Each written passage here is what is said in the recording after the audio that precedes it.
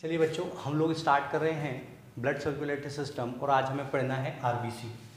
तो आरबीसी की यदि बात कर लेते हैं, रेड ब्लड कार्पस, तो यहाँ पर आपको पॉइंट्स बना के लिखना है। पॉइंट्स बना के इस प्रकार से लिखना है कि कहाँ कहाँ से क्वेश्चंस पूछे जाते हैं। तो सबसे पहले हम बात कर लेते हैं RBC. RBC red blood corpus, जैसे क्या बोला जाता है हिंदी में, लाल रुधिर कणिकाएं। इसका अन्य नाम क्या है? तो इसका अन्य नाम जो है वो है एरिथ्रोसाइट्स। क्या नाम है? एरिथ्रोसाइट। हिंदी में भी इस प्रकार से और इंग्लिश में भी एरिथ्रोसाइट। इसका अन्य नाम, अनदर नेम क्या है? एरिथ्रोसाइट। इसका जो जीवन काल होता है, इसका जो लाइफ साइकिल होती है, लाइफ पीरियड जो होता है, जीवन काल कितना होता है? तो वो होता है आपका 20 से लगाकर 120 दिन, 20 to 120 डेज इसका लाइफ पीरियड होता है या लाइफ टाइम पीरियड होता है। ठीक है, इसके बाद यदि हम बात कर लेते हैं इसका फॉर्मेशन कहाँ पर होता है, निर्माण कहाँ पर होता है, तो इसका जो निर्माण है, आरबीसी का निर्माण जो है वो कहाँ पर होता है? तो वो होता है रेड बोन मेरो में। कहाँ होता है? रेड बोन मेरो, लाल अस्थि मज्जा, लाल अस्थि मज्जा में इसका निर्माण होता है। ठीक है, अब बात कर लेते हैं लाल अस्थि मज्जा में रेड बोन मेरो में हो रहा है। ये रेड बोन मेरो है क्या? तो रेड बोन मेरो जो लंबी हड्डियां होती हैं, लॉन्ग बोन्स होती हैं, उनके बीच की जो खाली स्पेस होती है उसी को बोन मेरो कहा जाता है। अब रेड बोन मेरो की बात कर रहे हैं हम। आप अभी सर ने बोला कि रेड बोन मेरो के अंदर इसका फॉर्मेशन हो रहा है, लेकिन जो नवजात बच्चा होता है, न्यूबॉर्न बेबी होता है, उसमें तो हड्डियां इतनी ज़्यादा विकसित होती ही नहीं। लेकिन जब गर्भ में होता है तो उसमें तो हड्डियां ही नहीं होती है, तो फिर कहाँ से होता है? तो आप बोलेंगे कि जो न्यूबॉर्न बेबी होता है, कौन सा बेबी? न्यूबॉर्न बेबी, उस पे आरबीसी का निर्माण कहाँ पर होता है? तो वो मदर की लीवर से या फिर स्प्लीन से, पिल्हा जिसे बोला जाता है, क्या कहा जाता है? पिल्हा। और लीवर को यकृत कहा जाता है, माता के यकृत से होता है। लेकिन जब उसकी हड्डियां विकसित हो जाएगी तो फिर बोन मेरो से होगा। इसके बाद बात कर लेते हैं आरबीसी का शेप कैसा होता है। तो आरबीसी का शेप जो होता है वो जनरली गोलाकार होता है, राउंडेड होता है। लेकिन जब इसके साथ हीमोग्लोबिन जुड़ जाता है तो आरबीसी का जो आकार होता है वो कैसा होता है? हम बोल सकते हैं अंडाकार या उभयातलाकार का, बाइकॉनकेव शेप। कौन सा शेप होगा? बाइकॉनकेव। बाइकॉनकेव इसका शेप होता है आरबीसी का। इसके बाद हम बात कर लेते हैं आरबीसी होती कितनी है। तो ये हमारे शरीर में लगभग हम बात करें तो ये 41% होती है। 41% पूरे 100% ब्लड में से 41% होती है। दूसरी बात हमें यह भी याद रखना है कि सबसे छोटी ब्लड सेल कौन सी है? तो वो आरबीसी ही है। इसके बाद और बात कर लेते हैं, आरबीसी का निर्माण हमने देख लिया, इसका अन्य नाम देख लिया, इसका जीवन काल देख लिया। अब ये जो आरबीसी है, जब डेथ हो जाएगी 120 दिन के बाद, तो ये कहां पर जाकर इकट्ठा होगी? तो आरबीसी 120 दिन के बाद जब डेथ हो जाएगी तो ये स्प्लीन में जाकर इकट्ठा होगी। स्प्लीन जिसे हम पिल्हा भी कहते हैं, तिल्ली। ठीक है, तिल्ली में जाकर इकट्ठा होती है, या फिर हम बोल सकते हैं यकृत, लीवर में जाकर इकट्ठा होती है। अब यहां पर आकर जो आरबीसी है वो पूरी तरीके से डेथ नहीं होती है। किसमें? स्प्लीन में। स्प्लीन में डेथ ना होने के कारण वो क्या होती है? रीजनरेट होती है, पुनरुद्भवन होता है, वो पुनः विकसित होने लगती है। इसीलिए स्प्लीन को हम क्या कहा जाता है? ब्लड बैंक भी कहा जाता है। क्या कहा जाता है? ब्लड बैंक, रुधिर बैंक। इसके साथ साथ जब ये आरबीसी कहाँ पर आकर डेथ हो रही है? हमने बोला स्प्लीन में आकर डेथ हो रही है। तो स्प्लीन को इसी कारण क्या कहा जाता है? तो इसी को क्या कहा जाता है? आरबीसी का कब्रिस्तान। आरबीसी का कब्रिस्तान, डॉकयार्ड कहा जाता है। डॉकयार्ड इसलिए कहा जाता है कब्रिस्तान क्योंकि यहाँ पर ये आके क्या हो रही है? डेथ हो रही है, डीएक्टिवेट हो रही है, बोल सकते हैं मर रही हैं, तो इस कारण इसको आरबीसी का कब्रिस्तान भी कहा जाता है, स्प्लीन को। ठीक है, आगे देख लेते हैं हम आरबीसी के बारे में। तो आरबीसी के बारे में हम लोग सबसे पहले देख लेते हैं, एक बार रिवाइज कर लेते हैं। इसका नाम लाल रुधिर कणिका, रेड ब्लड कार्पस है। इसका जो अनदर नेम है वो एरिथ्रोसाइट है। इसका जो लाइफ पीरियड है वो 20 to 120 डेज होता है। इसका जो फॉर्मेशन होता है वो रेड बोन मेरो में होता है। इसका जो शेप होता है वो बाइकॉनकेव होता है। ठीक है, इसके बाद ये डेथ होने के बाद कहाँ पर इकट्ठा होती है? तो स्प्लीन में जाकर इकट्ठा होती है। अगला पॉइंट है, आरबीसी में न्यूक्लियस नहीं होता है, याद रखिएगा। आरबीसी में न्यूक्लियस या जिसे हम केंद्रक बोलते हैं, वो केंद्रक क्या होता है, अब्सेंट होता है। कुछ अजप्शन है, कुछ अपवाद हैं, जैसे कि ऊंट, कैमल, और एक होती है लाबा। कैमल और जो लाबा प्रजाति है, इनकी आरबीसी में केंद्रक होता है, और आरबीसी में केंद्रक है इसलिए उनकी आरबीसी भी क्या होती है, बड़ी होती है। तो सबसे बड़ी आरबीसी आपसे पूछ लिया जाए तो किसकी होती है, ऊंट और लांबा की। क्यों? क्योंकि इनके आरबीसी में केंद्रक है, हमारी आरबीसी में केंद्रक नहीं है। अब ये जो रेड बोन मेरो, ये लाल रुधिर कणिका है, ये किसके कारण रेड है? तो हम बोलेंगे कि जो हमारा आरबीसी है वो रेड किसके कारण है, तो ये हीमोग्लोबिन की उपस्थिति के कारण है। हीमोग्लोबिन क्या है, तो हीमोग्लोबिन एक प्रकार का रंजक है जो ऑक्सीजन के साथ जुड़कर ऑक्सी हीमोग्लोबिन बनाता है और हमारे शरीर में ऑक्सीजन की क्या करता है, पूर्ति करता है। मतलब ऑक्सीजन को क्या करता है, सभी जगह ले जाने का काम करता है। तो ये है हमारा हीमोग्लोबिन, जो कि एक प्रकार का पिगमेंट है, रंजक है, जो हमारे ब्लड को या बोल सकते हैं आरबीसी को रेड कलर देता है। और हीमोग्लोबिन के केंद्र की धातु आपको पता होगी क्या होती है, आयरन होती है, Fe आयरन। ठीक है, तो हमने इतनी बात करी आरबीसी के बारे में।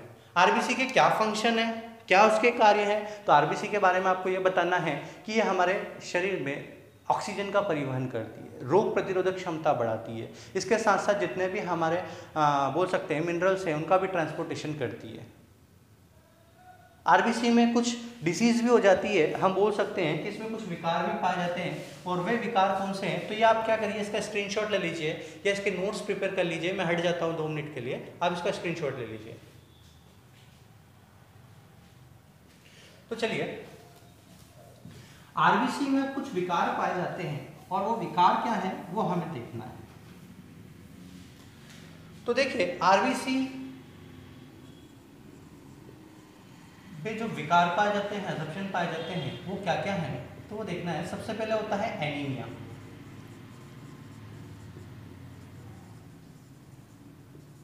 एनीमिया में क्या होता है, तो इसमें आरबीसी या बोल सकते हैं ब्लड की कमी हो जाती है, आरबीसी की कमी हो जाती है। अब आरबीसी की कमी हो जाती है तो आरबीसी की कमी होने के कारण क्या होता है, व्यक्ति में रोग प्रतिरोधक क्षमता भी कम हो जाती है। इसके बाद यदि हम दूसरा इफेक्ट देखें तो दूसरे इफेक्ट में एनीमिया के बाद क्या हो जाएगा, sickle cell anaemia. Sickle cell anaemia, sickle cell anaemia में क्या होता है, तो उसमें जो आरबीसी है वो क्या करती है, वो हाफ मून शेप या हंसियाकार, हाफ मून शेप या बोल सकते हैं हंसियाकार आकार धारण कर लेती है और अपने पुनः शेप में नहीं आ पाती है। इसी को बोला जाता है सिकल सेल एनीमिया, और इसमें व्यक्ति की क्या हो जाती है, मौत हो जाती है। ये एक जेनेटिक बीमारी है, ये जेनेटिक डिसीज है। ठीक है, इसके बाद आगे देखिए, सिकल सेल एनीमिया हो गया, एनीमिया हो गया। तीसरा है रोलेक्स फॉर्मेशन। रोलेक्स फॉर्मेशन में क्या होता है, तो याद रखिएगा, रोलेक्स फॉर्मेशन में आरबीसी जो है वो एक के ऊपर एक सिक्कों के रूप में जमा होने लगती है, और ये जब एक के ऊपर एक जमा होने लगती है तो ये पुनः अपने आकार में नहीं आ पाती है। तो क्या करेगी, ब्लड का क्लोटिंग कर देगी, और यदि क्लोटिंग हो जाएगा, गुच्छा बन जाएगा रुधिर का, तो व्यक्ति की क्या हो जाएगी, मौत हो जाएगी। तो आरबीसी में ये विकार पाए जाते हैं। ठीक है, तो आगे देख लेते हैं हम डब्ल्यूबीसी के बारे में।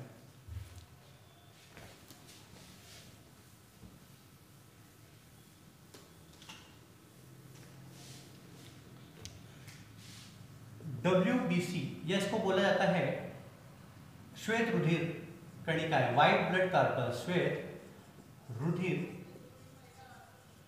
कणिकाएं। आरबीसी की यदि हम बात कर लेते हैं पॉइंट्स के बारे में, तो पहला, सबसे पहले इसका अनदर नेम क्या है, तो अनदर नाम है इसका ल्यूकोसाइट। ल्यूकोसाइट्स,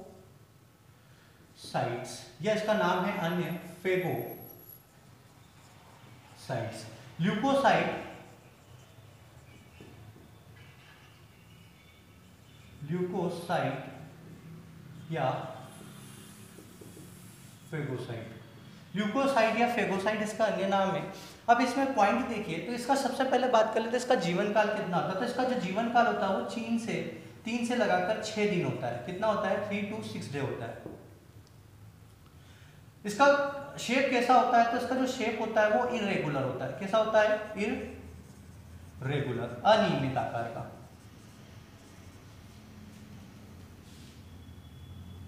अनियमित आकार की होती है। अनियमित आकार मतलब अमीबा के आकार की होती है। इसका कोई पर्टिकुलर शेप नहीं है, पर्टिकुलर शेप नहीं है, इसलिए हम बोल सकते हैं इसका जो आकार है वो कैसा है, इर्रेगुलर है। इसका जीवन काल हमने बोला 3 से 6 दिन है। इसका अन्य नाम ल्यूकोसाइट या फेगोसाइट है।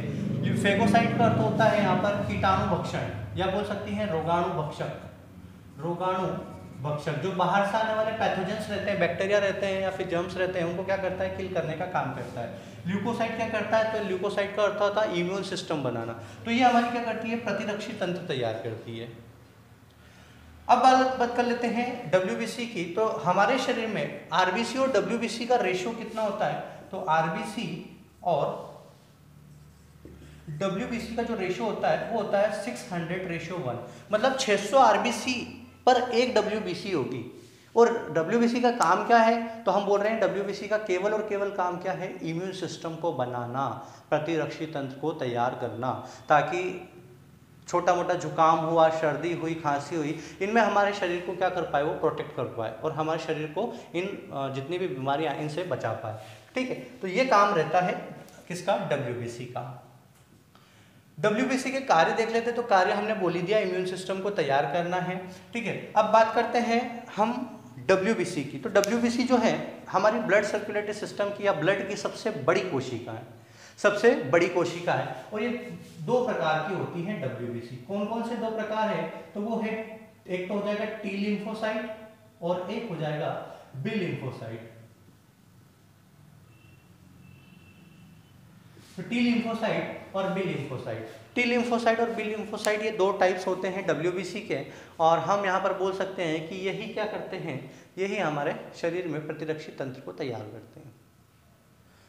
आगे और बात कर लेते हैं WBC की जब अधिकता हो जाएगी शरीर में, बॉडी में, ब्लड में, यदि WBC का नंबर्स बढ़ गए तो ल्यूकेमिया रोग हो जाता है। ल्यूकेमिया को हम जनरली कैंसर कहते हैं। इसमें क्या होता है, WBC जब ज़्यादा बढ़ जाएगी तो क्या करेगी ये, तो ये ज़्यादा मात्रा में जब बढ़ जाएगी तो ये करेगी क्या, तो ये क्या करेगी, एंटीबॉडी ज़्यादा बनाएगी। और जब ज़्यादा एंटीबॉडीज़ बनेगी या ज़्यादा जब सेल डिवीज़न होगा सेल के अंदर, तो उसी को तो कैंसर कहते हैं। अब इसकी कमी से क्या होगा, तो इसकी कमी से हमें पता है बहुत सारे डिसीज़ हो सकती हैं, क्योंकि इसका जब मात्रा कम हो जाती है तो कहीं ना कहीं हमको क्या करती है, इन्फेक्ट करती है। तो ये हो गया हमारा WBC के बारे में। अगली बात कर लेते हैं हम प्लेटलेट्स के बारे में।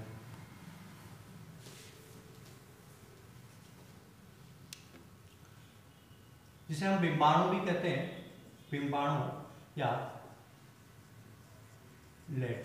प्लेटलेट्स जो होती हैं, इसका अन्य नाम क्या है, तो इसका अन्य नाम है थ्रोम्बोसाइट। अन्य नाम क्या है, थ्रोम्बोसाइट। थ्रोम्बोसाइट जो है वो इसका अन्य नाम है, अनदर नेम है। इसका जीवन काल कितना होता है, तो वही 3 से 4 दिन। क्या करती है, तो ये रुधिर का थक्का जमाने का काम करती है, ब्लड क्लॉटिंग। रुधिर का, ब्लड का थक्का जमाने का कार्य करती है। कौन, प्लेटलेट्स। जब हमें चोट लग जाती है शरीर में, तब ये प्लेटलेट्स क्या करती है, उस जगह पर जहाँ पर हमें चोट लगी है वहाँ पर जाकर ब्लड का क्लॉटिंग जमाने लग जाती है, जिससे ब्लड जो है वो ज़्यादा नहीं बहता है और हम सुरक्षित रहते हैं। ठीक है, इसके अलावा एक प्रश्न यहाँ से पूछा जाता है कि शरीर के बाहर तो हमारी थ्रोम्बिन या थ्रोम्बोसाइट या प्लेटलेट जो है रुधिर का थक्का जमा रही हैं, लेकिन शरीर के अंदर ऐसा कौन सा तत्व, पदार्थ या प्रोटीन, विटामिन, क्या ऐसी चीज़ है कि जो रुधिर का थक्का नहीं जमने देता है। तो याद रखिएगा, शरीर के अंदर हिपेरिन नाम का प्रोटीन होता है। कौन सा प्रोटीन होता है, हिपेरिन प्रोटीन होता है।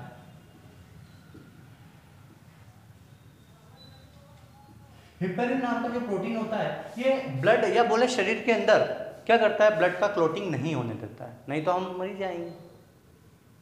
तो ये क्या करता है, ब्लड क्लॉटिंग को अंदर की ओर रोकता है, लेकिन जब लग जाती है तो बाहर की ओर ब्लड क्लॉटिंग का काम कौन करता है, प्लेटलेट्स। तो इतना आपको याद रखना है।